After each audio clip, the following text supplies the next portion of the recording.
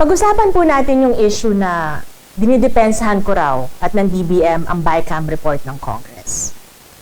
This will be the last time that I will be talking about this issue. After this, work as usual na. Once and for all, linawin ko lang po. Ang specific na utos sa DBM noong Sunday is to draft an official statement to debunk the false allegations of June Abines about the GAA. Ulitin ko po, about the GAA, hindi po about the BICAM report. Sa post po kasi ni June Abines, which at that time is already trending with more than 260,000 reactions and around 200,000 shares, he clearly stated the following, and I quote, sabi niya, hidden in the 222 pages of the 2025 General Appropriations Act or GAA were at least 10 pages with blank spaces where the amount of budget were supposed to be written. Now we learn that of the 6.3 trillion 2025 GAA budget, there were loopholes and blank spaces that will allow them to put desired amount and redirect those funds to whoever, wherever, and whenever they want. So in short, sinasabi po niya na robbery in broad daylight kasi daw, pwede naming lagyan yung mga blankong items ng kahit anong amount na gusto namin. Siyempre, that's alarming. As DBM, alam naming walang katotohanan yun. Kasi wala naman talaga, both sa online and printed versions ng GAA, ang blanco. That's fake news. So we had to make a statement. We needed to protect the integrity of the GAA. We needed to state the truth. So ang statement po ng DBM, tapos na yan, gabi pa lang po ng Sunday. But of course, we had to seek guidance kung kailan namin ilalabas. Sunday late night na po yun so wala na rin makakabasa. And then the morning after, we were told to release the statement around lunchtime. So, inaatake nila ako at ang DBM kasi daw pinagtatanggol namin ng BICAM report at inaatake daw namin si FPRRD. Hello! The DBM statement was never about PRRD. Tatanungin ninyo kami, bakit hindi namin pinangalanan si June Abines? Syempre, we wouldn't want to dignify his false statement.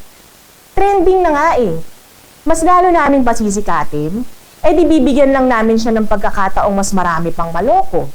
At ito pa po, bakit ipinagpipilitan ng iba na pinagtatanggol namin yung BICAM report? Mismong statement nga po ng DBM ang nagsabi, malinaw ito na hindi ang GAA, kung hindi ang BICAM report ang may alleged blank pages. Pero syempre, kung sasabihin po ninyo na ilabas namin ang BICAM report, hindi namin magagawa yun. Bakit? Dahil wala po kaming access sa BICAM report Because first, hindi naman kami member ng BICAM. DBM is not part of the BICAM. So when I posted the DBM press statement sa page ko po, dito po sa page ko last Monday, so syempre, ang daming tanong. Bakit may blanco sa BICAM report? So ako naman, from the very start, alam niyan since MMDA and DOTR days, I've been very transparent. Kapag alam ko ang sagot, magsasalita ako. Pero to the extent lang po ng alam ko. So I said, kapag sa isang specific item sa working draft ng BICAM report na yon, biglang nag-decide sila na hindi na nila i-amend or i-alter yung budget ng agency sa proposed bill ang magpe-prevail. So hindi na nila nilalagyan ng amount. Pwede rin naman na kaya blanco kasi hindi pa nagkakasundo sa figures ang House and Senate sa isang item. O kaya naman kailangan pa nila i-verify ang detalye ng figure bago nila i-settle yung differences nila. Nilalagyan lang po nila ng figure yan kapag nagkasundo na sila. But then, I specifically mentioned in my reply na mas okay kung Senate or House of Representatives ang tatanungin nila kasi sila po yung mas makakapag-explain yan. Sinabi ko pa nga na ang alam ko, maglalabas sila ng statement. Kanilang report yun We cannot comprehensively explain a report that isn't ours. Pero sa kasamaang palad, pinutol po ng ibang tao yung sinabi ko na Senate and House of Representatives ang makakapag-explain ng BICAM report. Dahil nga report po nila yun. Sila ang dapat na maglabas ng statement about it. Again, wala pong access ang DBM sa BICAM report. So, Ang masasagot lang po namin ng diretso ay yung mga tanong directly pertaining to the GAB or the GAA na nakita at na-review namin.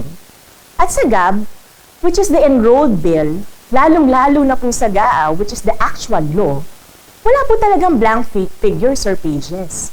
So kahit pagbali-balik ta rin po ninyo ang mundo, wala talaga.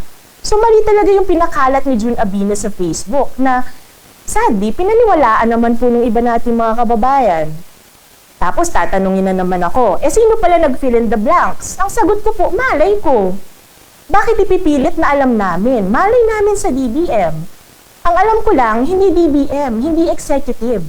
Kasi nung pinasa ang GAB sa presidente for review or for veto at hanggang noong napirmahan ng GAA up to printing and uploading sa website ng DBM, wala pong blankong figures eh.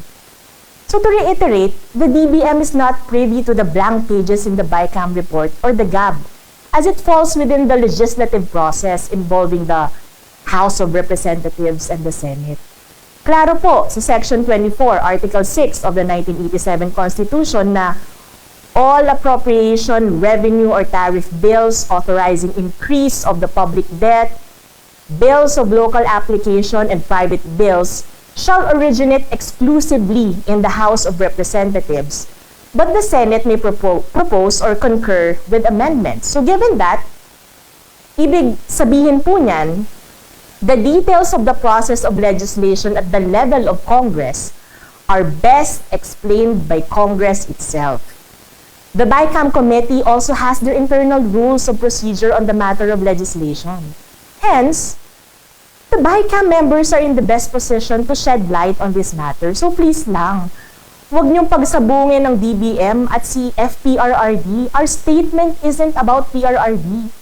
We are just protecting the integrity of the GAA from the likes of June Abines and the rest who believe what he said easily without verifying facts. Sa totoo lang, hindi naman po agad maiintindihan ng common tao yung GAB, GAA, NEP, BICAM report, whatever. Kasi sa mata po ng karamihan, pare-parehas na pondo ng bayan yan eh. Kaya syempre kailangan nating linawin sa publiko na yung pinal na batas, yung atin pong naipasang national budget o yung GAA, wala pong blankong pahina o numero. So again, uulitin ko po ha, hindi ko po pinagtatanggol ang BICAM. Pinagtatanggol ko ang GAA, pinagtatanggol ko ang DBM, pinagtatanggol ko po si SECMINA. Hindi po kaya ng konsensya ko na yung mga ahensya gaya ng DBM at yung mga opisyal ng gobyerno kagaya ni SECMINA na Diyos ko naman, hindi matatawaran ng integridad, inilalait ninyo at inaatake for something na hindi naman siya involved o hindi naman siya ang may gawa. Ang dami-dami ko pong nare-receive na mura, galit, foul words, even panglalait sa katawan ko. Pagkatao ko, na kesyo ingrata daw ako, pinagtatanggol ko yung BICAM, pangit ako sa personal, at napakarami pa pong salitang bastos at hindi na kayang malunok. Yung mga atake sa akin, kaya ko pa eh, sanay tayo dyan eh. Pero yung iba sa inyo, na direktang nagsisend ng mensahe sa magulang at kapatid ko, kagaya nung sinasabi na buti, hindi pa sinusuka ng angkan niyan si Goddess, o kaya naman, bakit hinahayaan mo anak mo na sumuporta sa mga magnanakaw? Ibang usapan na po yun.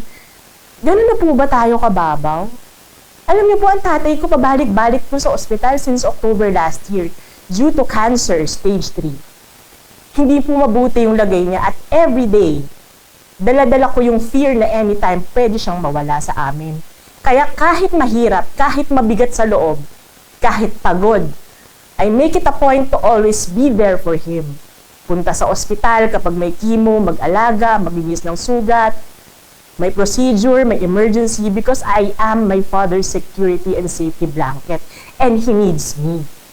A few days ago, sa loob ng ospital, I saw my dad crying. Sabi ko, bakit papa? Yun pala nabasa yung post ng isang tao na inaatake ako at tinatawag akong ipokrita at kine-question yung relasyon ko sa Panginoon. Sabi ko sa tatay ko, bakit mo kasi binabasa yan? Wala yan. Gagalit-galitan pa ako pero ang sakit sa loob na pati magulang ko at pamilya, dinadamay na ninyo dahil lang sa isang statement na mali naman ang intindi ninyo. So please, spare my family.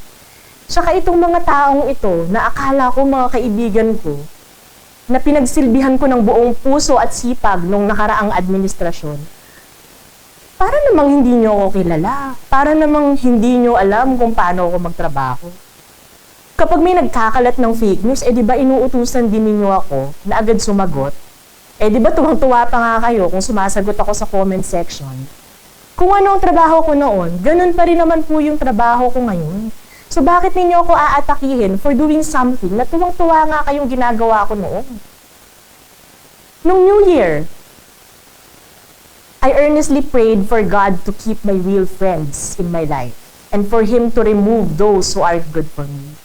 And for me, this situation now, the situation where I am in now, although mahirap at masakit, is an answered prayer. It is really during the toughest moments in your life that you will get to know who your real friends are. So sa mga kaibigan ko po na patuloy na naniniwala at sumusuporta sa akin at nagpahatid ng kanilang pagmamahal, salamat.